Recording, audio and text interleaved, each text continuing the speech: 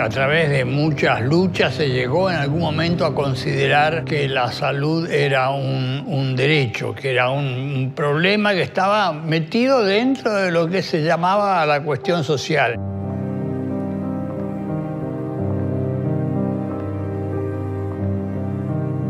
Para hablar del derecho a la salud habría que comenzar por, en todo caso, preguntarse qué es lo que uno define como salud, qué es lo que se define como enfermedad. Ya creo que nadie discutiría que la salud o la forma en que se desarrollan los procesos de salud, enfermedad, cuidado en poblaciones enteras y en cada persona individual son un proceso que solo se comprende en el contexto general del funcionamiento de la sociedad. Construir regímenes de ciudadanía robustos no es solo darle a la gente el derecho a votar, sino es también proteger a los sectores más desfavorecidos de la sociedad, protegerlos de manera universal y sin contrapartidas frente a los imprevistos. Eso es la conquista de la seguridad social, de los seguros por enfermedad, de la jubilación y la conquista de la salud gratuita. Uno percibe que hay orientaciones políticas que tienden a reducir los derechos sociales y hay otras que tienden a expandir los derechos sociales y la salud está metida ahí. En toda etapa histórica las personas tienen problemas de salud. Lo particular del sistema económico actual en general es que el acceso a los bienes que están relacionados con nuestra salud, desde el alimento a los medicamentos, pasando por los servicios de salud, todo eso tiene un precio. Entonces el hecho de que tenga un precio empieza ya a perturbar el aspecto humano de la salud y mezclarlo con cuestiones económicas. ¿Puede convivir un bien social con el mercado? No. No, porque un bien social significa que un bien social es un derecho. Y si es un derecho, ese derecho se ejerce. Ese derecho no se puede traficar en función de las capacidades económicas de los individuos. Que os direitos sociais requerem a intervenção do Estado para arrecadar de un lado y distribuir de otro. Existe la idea del derecho a la salud, pero luego la constatación de que no es para todos. ¿En qué momento se naturalizó que hay distintas respuestas para distintas poblaciones?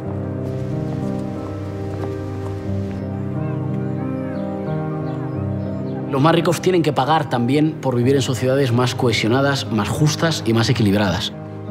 Como no planifican, y lo que hay es una especie de como conquista del oeste, a ver quién llega primero y rapiña más, una especie de capitalismo de casino y de rapiña, porque hay toda una insubordinación de los sectores más privilegiados en nuestras sociedades, es el intento de desembarazarse de la obligación de pagar por vivir en un país más equilibrado.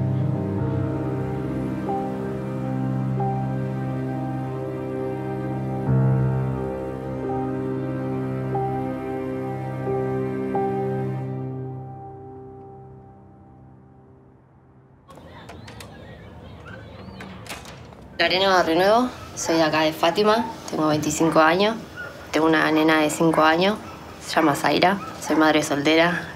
¿Vamos, gordita? ¿Vamos para el fondo? Vos sos gordita, es un ratito más y ya está. Vos sos gordita, decir. Fuimos hacia un camping con mi familia y justo ese día era la primera vez que dormía en una carpa. Me agarró un dolor que no podía dormir. Porque te tenía que ver con cómo habías dormido. Pensé que era por eso. Es más, ese día dije, nunca más duermo en una carpa.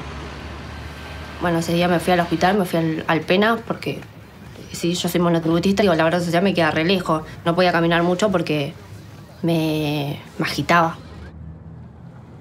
Y me dicen que tenía líquido en un pulmón. Y que me tenían que internar porque tenían que ver que era eso. Por tener obra social que no me podían tener en el hospital. Que eso se tenía que hacer cargo de la obra social. Me mandaron para al hospital Ramos Mejía. Me sacaron sangre, me habían sacado un poco de líquido del pulmón y me dijeron que tenía la tuberculosis pulmonar, algo así es, ¿no? Bueno, me dijeron que tenía que estar en un lugar aislado porque eso era contagioso. Me mandaron a una clínica que sí es de la obra social, Clínica La Esperanza.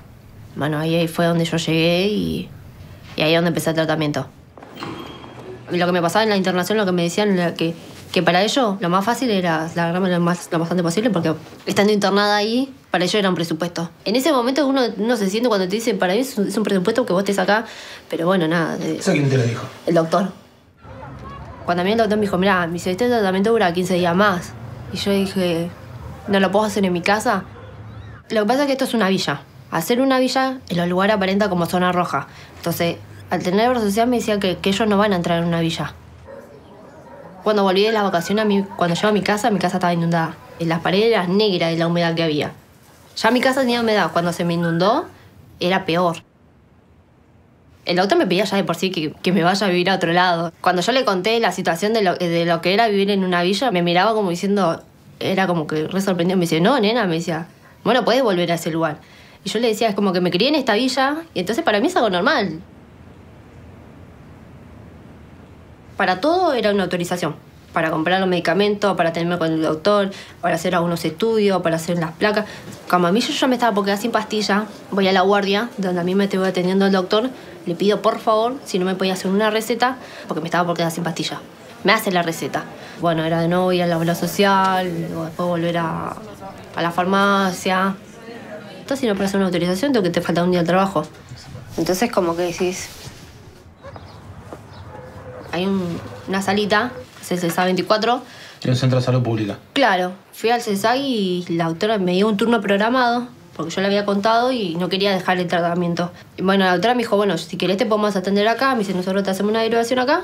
Le digo, bueno, joya, para mí fue algo como que...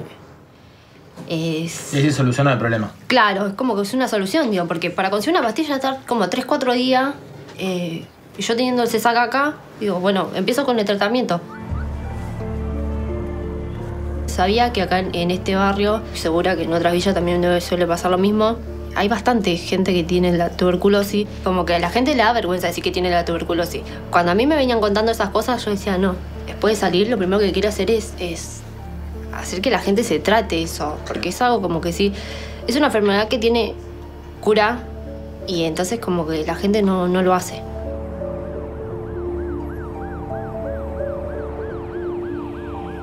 E o que a gente encontrou como principal evidência da discriminação é a situação de peregrinação. Ou seja, a pessoa chega num hospital público, a partir desse momento, se fosse realmente um direito assegurado de cidadania, ela estaria sob responsabilidade do Estado. Poderia não ter o atendimento ali, mas ser levada para outra parte, o que seja. Não, aqui se diz, aqui não tem um médico especialista nisso. E ela então começa a peregrinar de um hospital ao outro como uma trajetória de sofrimento pessoal e não uma responsabilidade do Estado. Por un lado está el derecho a la salud en el sentido más amplio, o sea, el derecho a gozar de las condiciones de vida necesarias para el mejor estándar de salud posible, para no morir de enfermedades evitables, etc. Y por otro lado está el derecho a las prestaciones médicas, a la asistencia médica en salud. Lo que se enferma es el cuerpo de las personas y el cuerpo tiene una significación social, tiene funciones sociales. Es un cuerpo que trabaja, digo, es un cuerpo que hace el amor y un cuerpo que lucha. Estos tres aspectos generalmente no son tomados en cuenta por la medicina dominante o la medicina hegemónica. Cuando el médico lo atiende a usted, está produciendo un hecho que ya, o tratando de controlar un hecho que ya se ha producido sobre su organismo. Mientras que la medicina y la salud, si el paradigma es correcto, debe preservar la salud. Esto es importante entenderlo, porque si no, el paradigma que intenta instalar el neoliberalismo es el paradigma de la atención de la enfermedad. Entonces, cualquier gobernante en cualquier lugar del mundo dice: estamos inaugurando un centro de salud, cuando en realidad está inaugurando un centro de atención de la enfermedad. Esto tiene una larguísima historia. Empezó con una famosa disputa histórica entre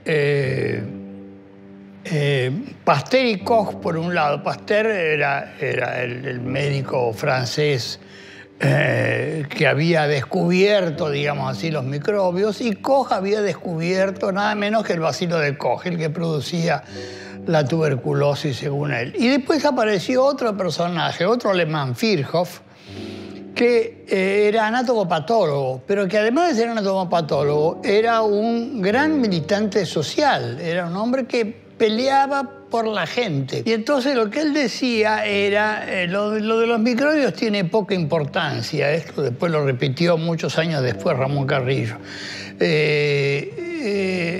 lo que importa es que la gente come mal, se fatiga mucho, trabaja en condiciones insalubres, y eso es lo que produce la enfermedad. Si tenían razón Pasteur y Koch, para curar la enfermedad de la tuberculosis había que matar los bichitos. Si tenía razón Virchow, había que crear condiciones sociales diferentes. Y esta fue una polémica que duró hasta el día de hoy. Y la pelea la ganaron Pasteur y Koch, por supuesto, y en consecuencia surgió la fenomenal industria de medicamentos que padecemos hasta la actualidad. ¿Cómo fue con Carrillo y con Perón en la Argentina? No existía Ministerio de Salud. Tanto es así que hay una frase muy graciosa donde Carrillo le dice, ¿cómo voy a ser ministro si no hay Ministerio de Salud, general Perón? Y Perón le dice, ¿se da cuenta? Hay un ministerio para las vacas y no hay un ministerio para los hombres. Carrillo plantea 3 ejes centrales. El mejor plan de salud es agua corriente y cloacas. Los virus y las bacterias son pobres causas de enfermedades al lado de la miseria, la pobreza y la exclusión social. Y si la investigación científica, tecnológica, destinada a la salud no está al servicio del pueblo, no sirve para nada. En 1945, Perón creó junto a Carrillo el Sistema Público de Salud, que en pocos años, con la ayuda de la Fundación Eva Perón, inauguró hospitales por todo el país. En 1949 se creó el Ministerio de Salud de la Nación. En los años siguientes, el sistema de salud se fortaleció tanto que se erradicaron enfermedades y hasta se creó la empresa de medicamentos del Estado, Emesta. Pero la dictadura iniciada en 1955 destruyó muchas de esas conquistas. El ministerio quedó desactivado hasta el 58, año en el que asumió Frondizi. En 1966, los militares volvieron a cerrar el Ministerio de Salud. Onganía trasladó parte de los recursos del sistema público a los sindicatos y se crearon las obras sociales. Luego, Videla pasó la responsabilidad de los hospitales a cada provincia. En 1983, Alfonsín reflotó el Ministerio de Salud, pero para el año 91 ya no quedaba un solo hospital a cargo del Estado Nacional. A partir de 1993, los hospitales tuvieron que autogestionarse por falta de recursos y políticas públicas. La desregulación hizo que las obras sociales perdieran aportes que fueron a parar a las prepagas, destruyendo así la base solidaria del sistema. Con la crisis del 2001, el sector privado dejó de brindar muchos de los servicios y la atención se derivó al ya deteriorado sistema de salud público. A partir del 2003 se reactivó el Estado. A través de un conjunto de leyes y programas se consolidó el ministerio. El sistema de salud volvió a florecer en todo el territorio nacional. En 2016, el gobierno de Macri lanzó la Cobertura Universal de Salud, CUS, una estrategia que desfinancia el sector público, transfiriendo los recursos al sector privado. En 2018, tras el acuerdo con el Fondo Monetario Internacional, el ministerio fue degradado a secretaría y el sistema de salud volvió a ser golpeado.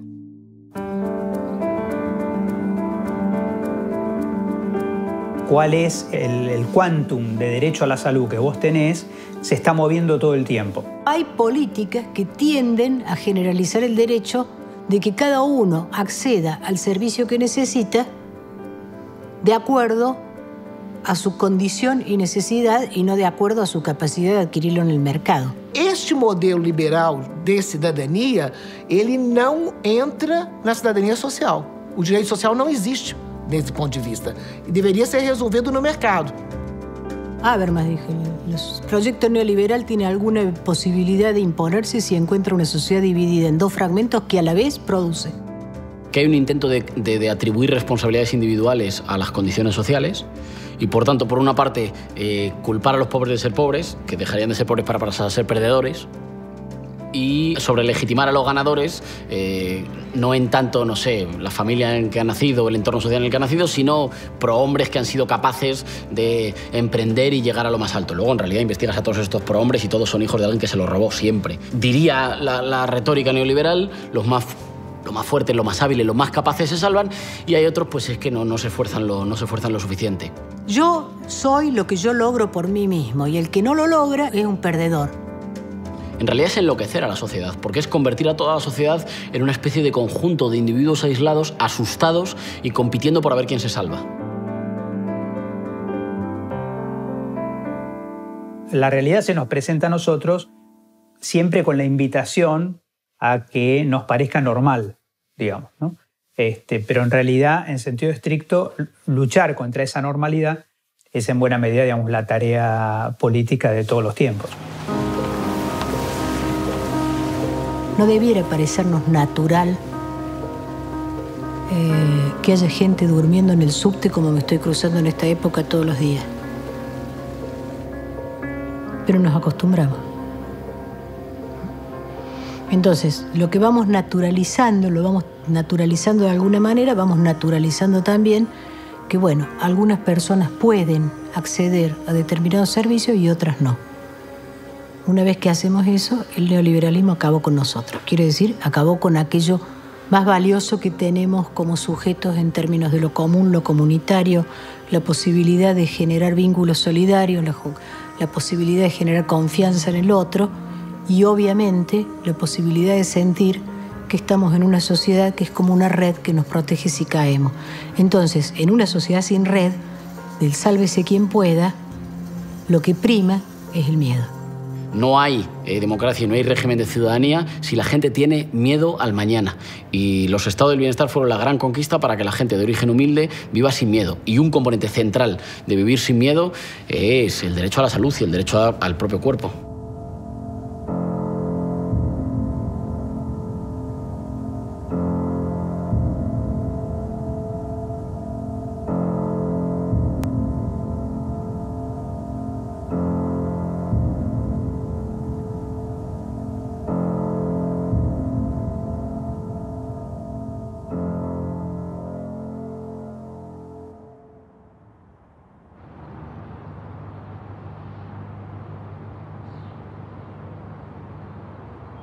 Soy María Inés, soy licenciada en Letras, docente, escritora también. Tengo 31 años, vivo en la ciudad de Buenos Aires y tengo esclerosis múltiple, que es una enfermedad neurológica, autoinmune, crónica, que bueno, no tiene cura.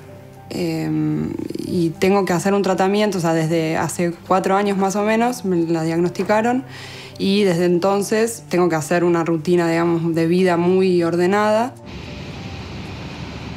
Trabajo, estudio y quiero tratar de que mi vida sea lo más normal que se pueda. Entonces eso implica cierto orden. El primer año empecé con un tratamiento y al segundo año como no funcionaba y desde entonces me paso medicación una vez por mes por suero y además todos los días tomo más o menos 2 pastillas por día específicamente para los dolores y como paliativos de lo que me produjo la enfermedad en su momento. Y además, por las lesiones que tuve en un primer momento, tengo ciertos tratamientos que ir haciendo a veces. Como la enfermedad es muy imprevisible, también es imprevisible los síntomas. Todo mi tratamiento lo hice en el Hospital Ramos Mejía, es un hospital público, pero sin embargo todos los estudios, resonancias, la punción lumbar que me tuvieron que hacer, análisis de sangre, todas esas cosas las hago por fuera. Yo tengo un trabajo en relación de dependencia y derivo mis aportes de la obra social a una prepaga. Entonces, digamos, tengo como un tratamiento mixto. En mi neuróloga, que es especialista y muy recomendada, atiende en el hospital público y todos los otros tratamientos, digamos, los hago por la prepaga, digamos, en lugares privados, en clínicas privadas. Yo antes de conocer que tenía esclerosis múltiple no usaba mucho la prepaga realmente, o sea, iba al dentista, al ginecólogo, pero nada más. Entonces me servía, por supuesto, y tenía a disposición, que lo sigo teniendo, una cirugía estética gratis por año.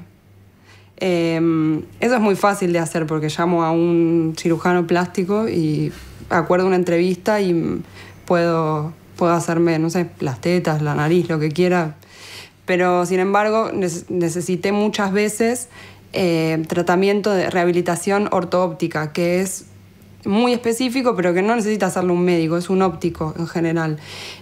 Son una serie de ejercicios para fortalecer los músculos de los ojos y que yo entonces no me maree ni vea doble y pueda leer, pueda usar la computadora, pueda ver televisión. Eso es muy difícil de conseguir, porque hay pocos prestadores, porque pagan muy poco y en general son privados. Y bueno, nada, teniendo que hacerlo 2 o 3 veces por semana durante un tiempo de, no sé, 2 o 3 meses, es difícil por ahí poder pagarlo. Y es injusto también porque si quiero me hago las tetas. No siempre encuentro una buena respuesta y un trato cálido y ameno. Estoy todo el tiempo atenta y como conozco mis derechos y conozco también cómo se pueden mejorar las cosas, si es que se pueden mejorar, yo de repente, enojándome, ¿no? Padeciéndolo, llorando, puedo lograr en algún momento que las cosas sean como yo necesito y en adelante mejorar mi situación. Pero veo muchos pacientes perdidos, muy solos y con poca información y poca capacidad de acceder a esa información para pelear por sus derechos. Yo estoy todo el tiempo reclamando la información y he tenido conversaciones de 1 hora y media con mi médica en el hospital. Mi médica no puede atender en el lugar privado pacientes que no se tratan la enfermedad en ese lugar, que tiene sus beneficios, digamos, porque tiene una hotelería mejor, pero en realidad yo hasta entonces, teniendo una prepaga, prefería ir al hospital, pagando igual o sea, pagaba al hospital. La obra social le paga al hospital la prestación. Si yo me interno para pasarme medicación, no es que voy gratis pero porque muchas veces me ha pasado que me han tratado mal porque me decían que yo estaba ocupando un lugar en el hospital teniendo obra social. Médicos. Fue dentro todo rápido porque hice gestiones, porque llamaba casi todos los días. Creo que tardaron 15 días en darme la medicación. Pero es bastante habitual que los pacientes tarden meses hasta que por primera vez le dan la medicación. ¿Qué puede haber pasado en ese periodo de tiempo? Yo podría haber tenido nuevas lesiones y cada lesión tiene su repercusión en el cuerpo. Cuando me tuvieron que agregar otra medicación, también se complicó. No me querían dar la medicación, me querían hacer un descuento del 40%, pero si yo no hubiera sabido que eso necesariamente tiene una cobertura del 100%, quizás hubiera dicho, no, gracias, porque no lo podía pagar. O podría, no sé, digamos, no tengo la posibilidad de pagar más de 10.000 pesos cada 15 días. Yo pienso que tengo un poco de suerte, digamos, dentro de la mala suerte, que es que tengo una enfermedad que tiene una prevalencia muy alta en países nórdicos, que son países donde hay mucha plata, son países ricos. Y entonces hay mucho dinero también destinado a la investigación. No sé, pienso, si tuviera Chagas, estaría un poco más complicada. ¿Y por qué pensás que te ponen esa traba, que tenés que vencerla, demostrar que realmente estás enfermo, que tenés que pelearla? Porque está pensada la salud como un negocio y entonces, claro, yo salgo, no sé cuánta plata salgo por mes. A veces pienso que, no sé, voy a decir algo que por ahí no suena muy bien, pero a veces pienso que les conviene venir y, no sé, matarme, qué sé yo, porque la verdad es que les salgo muy caro.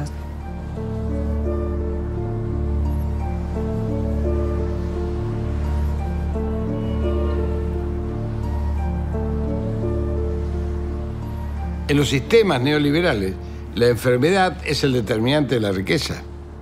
Es aquello que que le va a permitir a las multinacionales de medicamentos, a las multinacionales tecnológicas, a aquellos que ejercitan la medicina como un servicio de lucro, ¿no es cierto?, aumentar sus capacidades en la medida que haya enfermos. Hay un premio Nobel inglés, Sir Richard Roberts, premio Nobel del año 1993, en donde él fundamenta claramente por qué la industria farmacéutica piensa más en sus ganancias que en curar las enfermedades.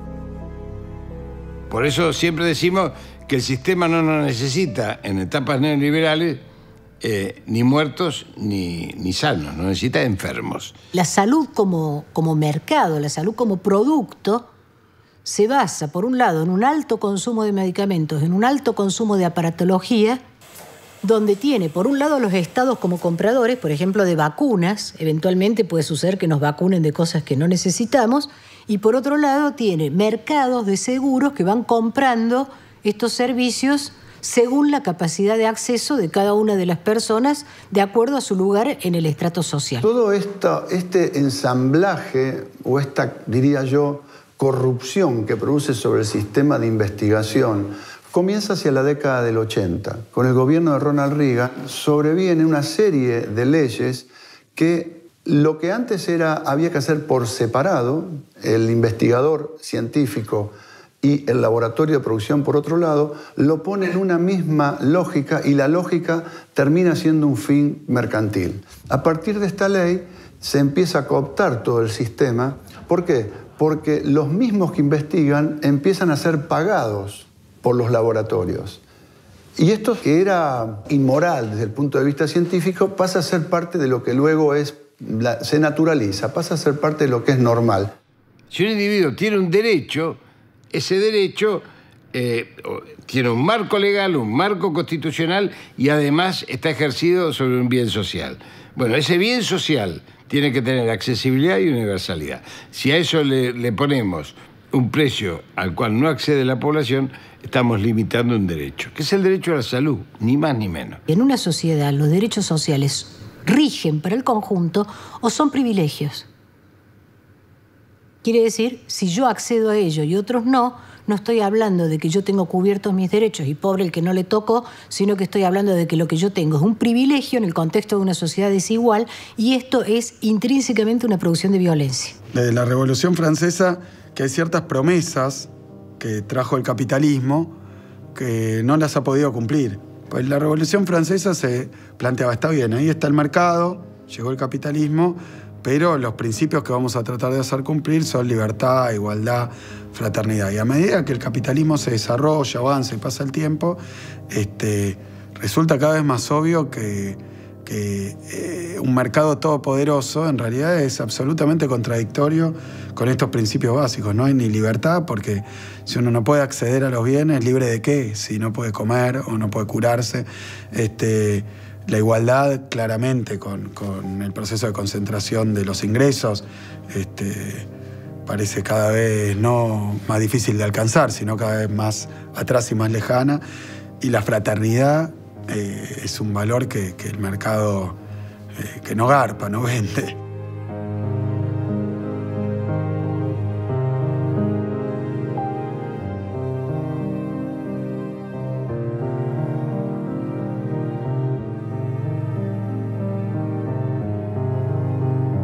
Según una persona que es muy calificada su opinión, que es Marcia Engel, que es una mujer que fue directora jefe del New England Journal of Medicine, una de las revistas de referato más prestigiosas del mundo. Trabajó 20 años en la revista, fue 4 años su directora jefe. Escribe un libro que se llama La verdad acerca de la industria farmacéutica, cómo nos mienten y qué hacer al respecto, en donde devela cómo a partir de esa década los laboratorios hacen una cooptación de todo lo que es el desarrollo científico. El medicamento, lejos de ser un desarrollo que hace la ciencia para mejorarle la vida a la gente, es un producto comercial, mercantil y financiero, que está absolutamente alejado de lo que realmente cuesta de producir, desarrollar, investigar. Esto atenta directamente contra la salud, porque el acceso, al ser estos precios tan desorbitantes, hay enormes cantidades de poblaciones no pueden acceder. Pero también produce que esas poblaciones que quieren ejercer su derecho a poder acceder, presionan sobre los gobiernos para que se los adquieran. Lo otro que desentraña Marcia Engel es que existe una mentira absoluta a la hora de decir cuánto se gastó en esta investigación. Entonces, ella demuestra que un laboratorio dice, he gastado $800 millones para investigar esto, y en realidad gastó $100 millones, o menos aún. Pero carga todo como si fuera costo de investigación, para luego fijar precios que son inaccesibles. Y eso es el papel del Estado, no como el factor fundamental de la producción y la propiedad de los bienes, pero sí por lo menos como una empresa testigo que tenga algún papel y alguna capacidad del Estado de por lo menos acceder a los saberes vinculados a esas producciones.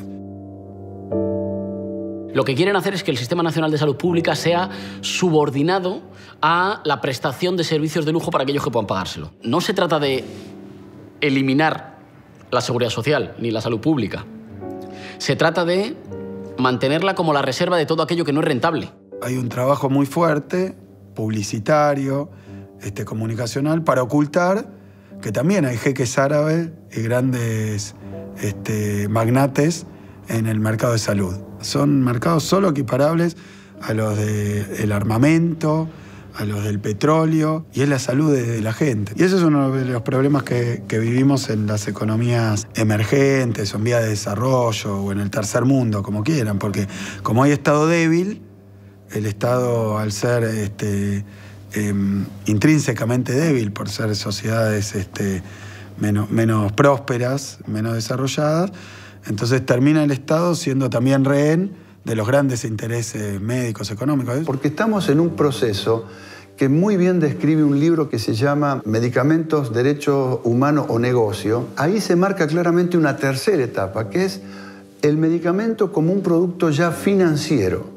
No solamente que se obtienen ganancias extraordinarias falseando lo que costó desarrollarlo, investigación, desarrollo, etcétera, sino que se pasa una etapa en la cual ese medicamento forma parte de una empresa que cotiza en bolsa y mientras más caro pongo el medicamento, más voy a cotizar en bolsa porque las ganancias extraordinarias van a ser mayores.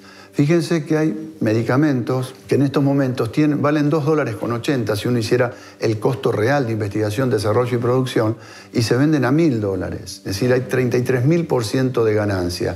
Ahora, cuando uno ve esa ganancia extraordinaria en el lugar en donde se investiga, se desarrolla y se produce, en realidad termina siendo poca si lo compara que esa empresa, por tener ese producto, pasó a cotizar en la bolsa de $40.000 millones un año a $124.000 millones al año siguiente. Cuando el medicamento se transforma en el eje de la vida, estamos en un problema. ¿Y el eje de la vida cómo se transforma en el eje de la vida? Se adopta como cultura. Pareciera que en la vida moderna, en la vida de la sociedad de consumo, nadie puede vivir si no es tomando un medicamento. Y cuando a alguien lo medican, le están poniendo un sello en la frente y ese sello en la frente queda de por vida. O sea que ese laboratorio ya sabe que de por vida lo va a tener a usted como cliente cautivo en un sistema de lucro mercadista y de consumo. Y el día de mañana, si ese medicamento baja de precio, porque hay mucha competencia, le va a sacar uno que le va a decir que es mejor.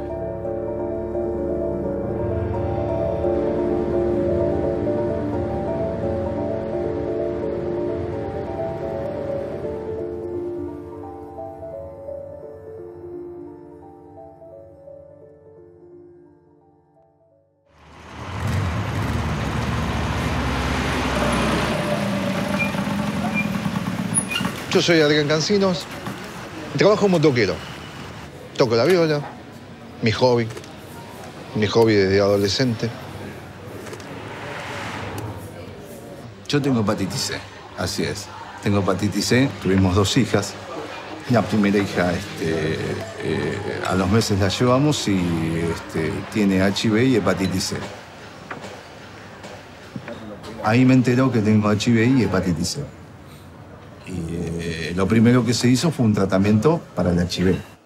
Mira, desde mi punto de vista, la hepatitis C es una enfermedad que, si bien en un principio no le di bolilla porque no le prestaron mucha atención, era más el tema del HIV, es una enfermedad que mata. Es algo que se ha llevado a la mamá de mis hijas en el 2009 y a mi hija Naila en el 16. ¿Y hay tratamiento para la inflamación? Sí, hay tratamiento. De hecho, yo lo hice, me lo dieron hace unos meses, hará 4 meses. Un tratamiento de 3 meses. Y bueno, según el primer análisis que me lo hice ahora en diciembre, que es cuando termine el tratamiento, me dicen que estoy prácticamente casi curado. Hay un 90% de posibilidades de que sea así. Y 10 pastillas por día, durante 3 meses. Al trabajar por mi cuenta en negro no tengo obra social, por lo tanto tengo que ir a un hospital público. ¿Y qué tal es? Excelente. ¿Por qué? Por los médicos, por los profesionales. Los profesionales, yo creo que la gente le pone todo. Por los médicos, los enfermeros, todo. El problema del hospital, vuelvo a decir, y volvemos al Estado, son los insumos. Y mi hija Naira se desmejoró en un año, año y medio, a tal punto que estaba en lista de trasplante. Ella fallece en el hospital de Cruce esperando un trasplante. ¿Y por qué no llega el tratamiento de ella? No sé. ¿Ya había tratamiento acá? Sí. Ya había tratamiento, ya estaba el tratamiento, podía acceder al tratamiento, pero no sé, tardaban listas, qué sé yo.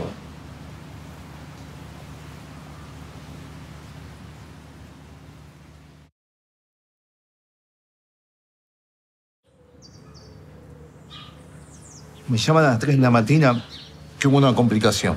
Esto nunca lo conté. Entro, no me dice nada nadie. Paso. No había médico, no había enfermera, no había nadie. Estaba mi hija atendida sin el respirador, sin nada. No hacía falta preguntar nada. Cuando salgo, me encuentro un médico en el pasillo, me dice, mire, le quiero decir algo, usted ya... Acabo de entrar, le digo, no hace falta que me digan nada. Digo, déjame. Y volví y empecé a guardar, como cuando guardé las cosas de mi mujer, en la mochila tranquilamente, mientras mi hija estaba en la cama. ¿Por qué? ¿Por qué tenés que ser tratado así, viste? Pues no tenías nadie que te contenga. Nadie, no te recibió nadie, viste. Pasaste y te encontraste con tu hija muerta y punto. Me contuvo el tipo de seguridad que me dio unas palmadas en la espalda. Y el médico que me explicó un montón de cosas que yo no las moví, sentía que hablaba la boca nada más, porque mi cabeza estaba en otro lado. Yo sé que estoy curado. Por algo será que me tuve que curar, por algo será que yo estoy acá hablando, para contarles que esto se llevó a la mitad de mi familia, que esto es grave, que tomen conciencia de que esto no, que si alguien duda de que se haga el test y enseguida vean las maneras de pedir la medicación, porque la medicación no está tan accesible como la de HIV. Y no quiero que mi familia pase inadvertida como todo. Por eso estoy dando la cara y decir lo que me pasa, porque es importante para mí. He vivido cumpleaños, la he llevado al colegio durante la primaria, nos fuimos de vacaciones. Una familia destruida por algo que había una cura.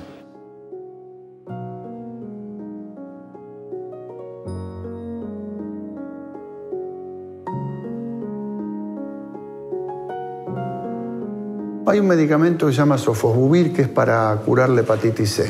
Es un medicamento que realmente cura, a diferencia de otros que pueden mejorar una situación clínica, que pueden estirar la vida. Este es un medicamento que realmente cura y cura en poco tiempo, ¿no? Aproximadamente 3 meses, una persona que tenía una enfermedad que de evolucionar es mortal, se cura y se olvida del problema para siempre. Este medicamento fue descubierto al azar y para otras cosas por un laboratorio muy pequeño que se llamaba Pharmacet. Vino un laboratorio o una empresa farmacéutica muy grande de los Estados Unidos que se llama Gilead y compró la patente.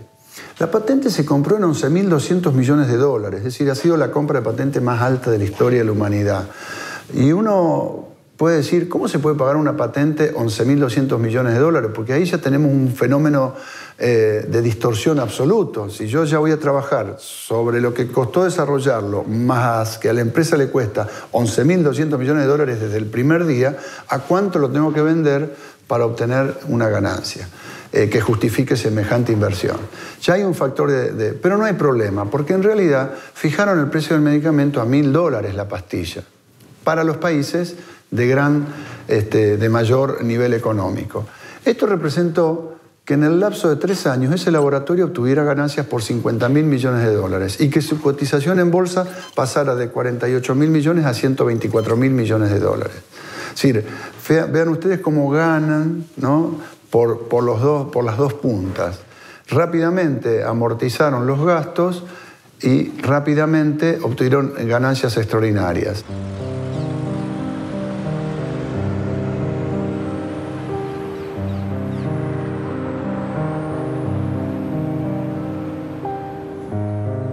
En la década del 90, las empresas de medicina prepaga no cubrían SIDA, porque la consideraban una enfermedad de adquisición voluntaria. Y habían encontrado la grieta por donde sacarse de encima un costo.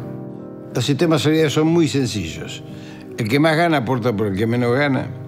El que es más joven aporta por el que es más viejo.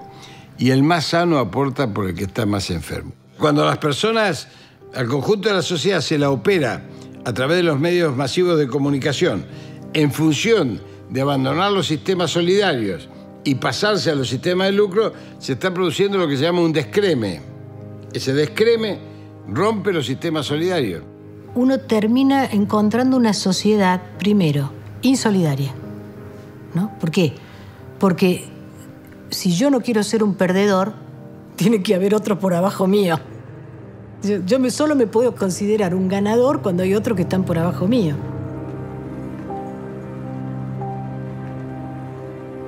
Segundo, una sociedad de red social rota. Una de las cosas que necesita, creo que Habermas lo sabe, el que necesita este modelo es que el otro me aparezca potencialmente como un enemigo, como un competidor o como un enemigo. ¿Por qué? Porque cada vez que el otro avance en un deseo, seguro que me está robando algo a mí. Y el paso más grave de esto es que una vez que se separa un sector de la población que es perdedor absoluto, hay que reconocerlo como no semejante.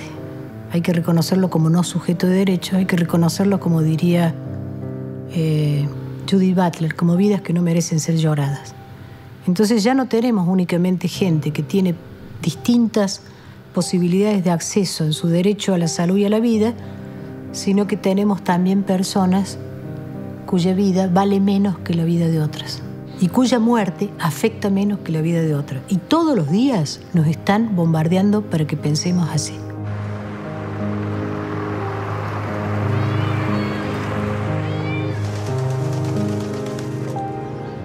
Para hacer que la salud esté realmente al servicio del pueblo, primero hay que lograr lo que yo llamo la constitución del sujeto social. La constitución del sujeto social para mí es un sujeto colectivo que adquiere una capacidad importante, que es la de introducir temas de debate en la agenda del Estado. El caso de Brasil es muy interesante y yo creo que es digno de un estudio en profundidad.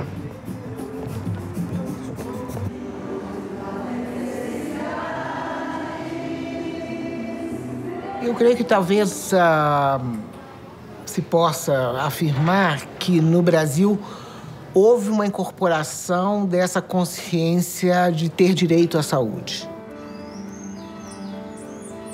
Do ponto de vista de política pública, o Sistema Único de Saúde significou uma grande mudança, né, de orientação do ponto de vista dos direitos sociais no Brasil. E as eleições de 1974 foram eleições importantes porque algumas cidades de porte médio foram ganhas pela oposição, dentro da ditadura.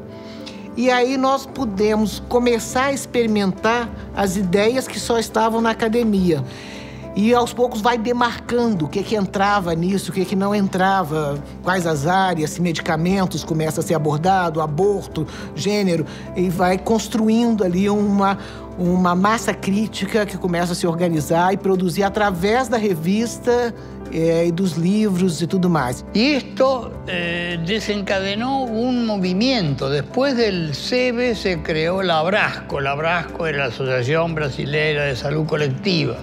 Y después del Abrasco, Sergio Arouca creó el Circo de la Salud, que andaba por todo Brasil dando espectáculos con el tema de la salud. Bueno. Havia alguma coisa que se chamou o Partido Sanitário, que era alguma coisa mais orgânica. Ou seja, várias dessas lideranças, né, se reuniam eventualmente para construir organicidade e buscar consenso, porque aqui nós também temos diferenças. E eu acho que o movimento sanitário tinha isso: construção do conhecimento, experimentação na gestão e organização política. Municipais enfrentaram... Houve uma mobilização, né, que nós chamamos de movimento da reforma sanitária, que teve alguns marcos importantes em conferências de saúde, né, que foram instituídas pelo Estado brasileiro desde os anos 30, né, mas que foram mudando ao longo do tempo. E em 86 houve uma conferência de muito impacto na formulação das linhas do que viria a ser o Sistema Único de Saúde. Havia conferências na área de saúde que eram reuniões técnicas, de técnicos.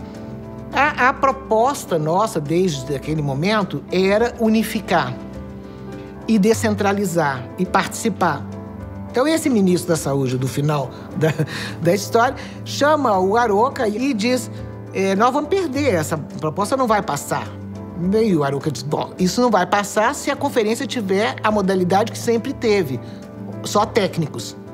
Agora, nós podemos fazer uma conferência que tenha 50% da sociedade civil, 50% do Estado, com sindicatos, com pessoas discutindo durante um ano, fazendo pré-conferências, não sei o que e tal. E aí o ministro pergunta para ele: mas quem vai ser o louco que vai dirigir isso? Ele falou: eu. E a partir daí começa-se o processo da 8ª conferência. Então, essa arquitetura da participação de conselhos e conferências, ela vem da área de saúde e hoje ela é adotada em toda a área social no Brasil. Mas em seguida disso nós tivemos a Assembleia Nacional Constituinte. E aí já havia uma mobilização enorme na área de saúde para levar esse projeto adiante dentro da Constituição. Quando se reformou a Constituição de Brasil e lograram introduzir na Constituição esta hermosa frase que diz: a saúde é um direito do povo e um dever do Estado. Se criou o Parlamento da Saúde como se a saúde é ou não é um direito da pessoa humana. E por ser um direito, uma necessidade da pessoa humana, deve corresponder a um direito. E esse direito deve ser defendido.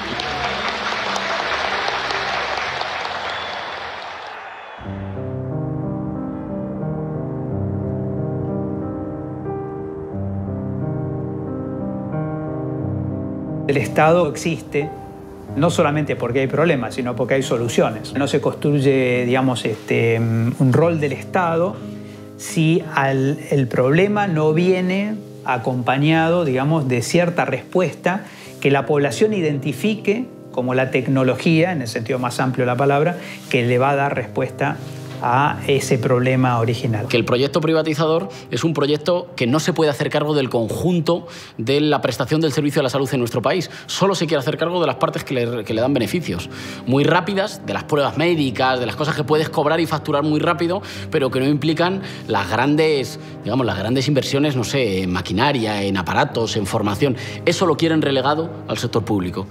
Y creo que eso está incluso hoy, estudiando el tema, porque lo he estudiado, está haciendo colapsar sistemas de salud muy sólidos y muy acaudalados. Quiere decir que incluso sistemas de salud de países muy desarrollados, si tienen que garantizar el acceso a determinados tratamientos para toda la población, quiebran. Si acá hay una catástrofe, va a salir el sistema estatal. Si acá hay una epidemia, el soporte de la epidemia es el sistema estatal. Es una obligación del Estado proteger la vida de todos democráticamente. Ahora va a haber que hacer algo con el funcionamiento del mercado de la salud. Reaparece un nuevo discurso, que es el enfoque de derechos en salud. Nadie te va a decir ahora que no está de acuerdo con la palabra derecho a la salud. Ahora, lo que entienden por derecho a la salud, ahí es donde tenemos que entrar a discutir.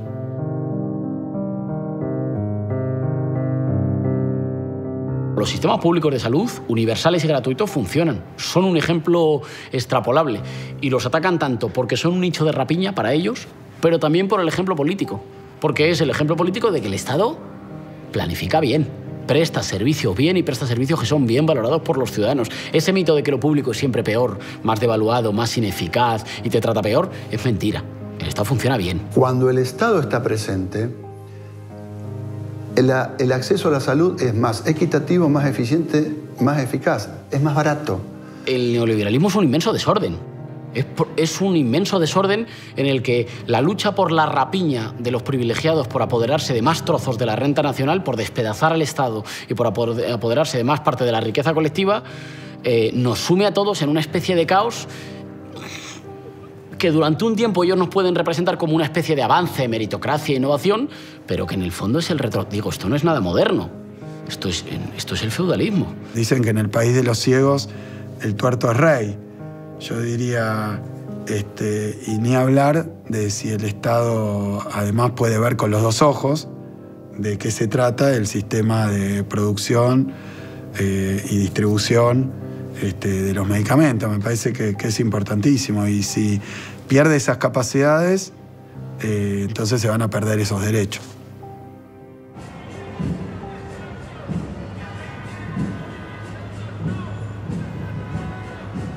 Esto es un problema político central.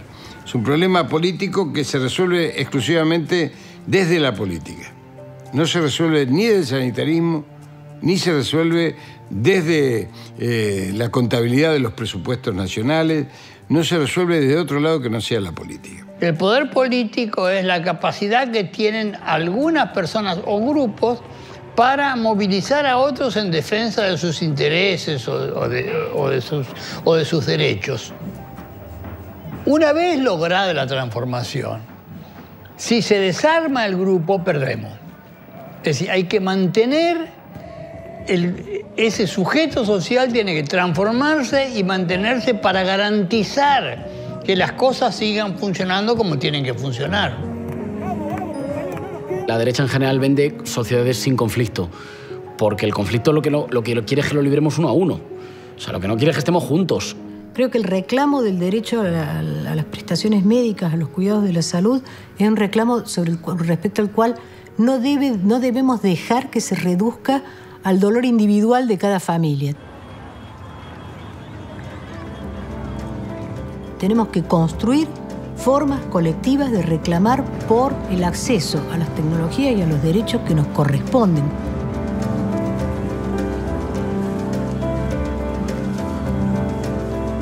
La solución para mí viene de abajo arriba, de la organización, de la sociedad civil, del pueblo, para reclamar la salud como lo que es un derecho mínimo, indispensable y básico.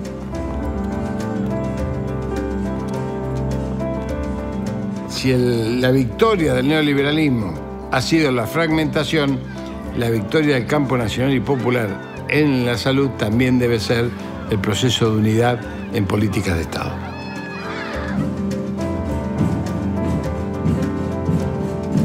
Si no tenemos a la gente movilizada, no hay transformación posible.